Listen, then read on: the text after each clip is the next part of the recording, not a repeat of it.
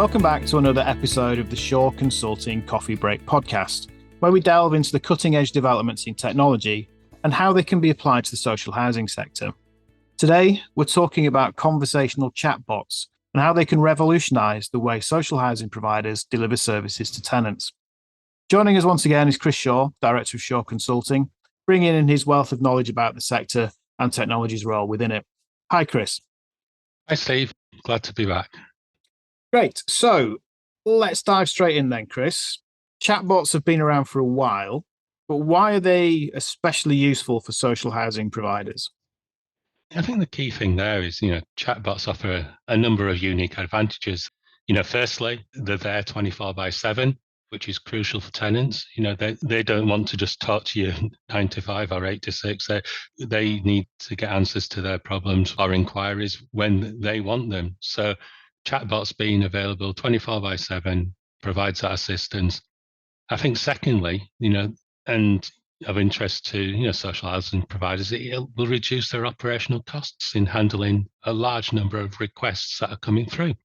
There's a number of housing providers that have adopted chatbot technology, and it's shown to save them a significant amount of money.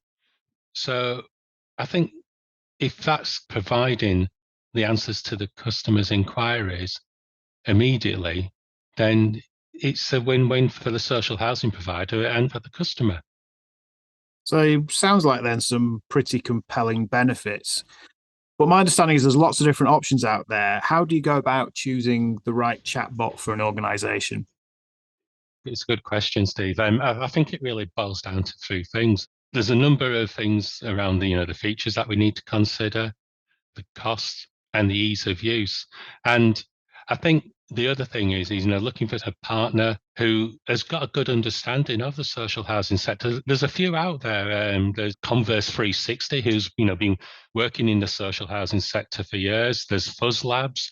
They've spent some time in understanding the sector, and they've gone out and developed some solutions which enables you to implement these at reasonably low cost. The key components of a conversational chatbot is obviously, the frontline tool, which you click on and ask a question. That then goes off to a knowledge base, which holds all the questions, which, your frequently asked questions, and it holds the answers to those frequently asked questions. But that's really sort of the tip of the iceberg. The key thing where it really adds value is then where you integrate those conversational chatbot platforms into your back-end systems. So from a housing point of view, you'd want to integrate it into your housing management system. So then it can provide responses like, what's my rent balance? Or when is my appointment happening? Or can I cancel my appointment? Or can I provide you with some additional information? All these different things are great tools that enable you to reduce the volume of traffic that comes through to your contact center that has to be answered by a person, because you're providing a medium that customers will like using if it delivers the response and the service that they need. Okay, makes sense. So now, assuming we've chosen the chatbot that suits our organization, what's the next stage? The key thing is that implementation. You've got to work with whoever you've partnered with, or it could be the internal team that's doing this on their own. You're customizing the chatbot to fit your organization's needs. So, that's what it looks like, what it's called. Like I mentioned earlier, creating that knowledge base of questions and answers, and then making it available on your website. You might have a customer app and making it available on your customer app. You might plug it into one of the channels on your contact center. These are all things that are possible. You can start small and just use it as a knowledge base initially, and then get it to be more transactional by doing that integration into those systems.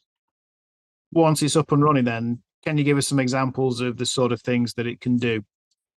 Yeah, so, in addition to what I said about the booking a repair or potentially paying your rent or asking for your rent balances, there could be other requests, or you could use it to capture information from a customer, which completes a form, which pushes that form into your housing system or, into your CRM system, which then can be used to schedule a follow-up with that customer, or it could even just then work through a defined process within your housing solution, for instance, which then sends out something with, minimal or potentially no touch with one of your customer advisors. So it sounds really quite versatile then, but this wouldn't be a sort of complete discussion without looking at the ethical sides of things. Any thoughts on that? Anything we need to consider? Obviously, we need to make sure that data's privacy is clearly paramount. We've got to comply with any of the GDPR rules. We need to ensure that the conversational chatbot is integrated into an internal knowledge base. We're not plugging it into, the internet, which then potentially says things which we cannot control. So we're viewing this as being an internal conversational chatbot that's linked to your own knowledge base and linked to your own systems and not plugged into the wider internet. So that provides you with greater control. And because from a point of view of the data that's shared already from your customers and your tenants, they've given you the go-ahead to use that data. So that ensures we're still complying with the data protection regulations. As always, Chris, excellent points and lots for listeners to think about there. So thanks so much for your time today. Yeah, thanks, Steve. So as we wrap up, it's clear then that conversational chatbots offer exciting possibilities for social housing, from both cost savings to enhanced tenant services. To our listeners, thanks for joining us on this podcast. And until next time, keep exploring technology's potential to improve how things work in the social housing sector.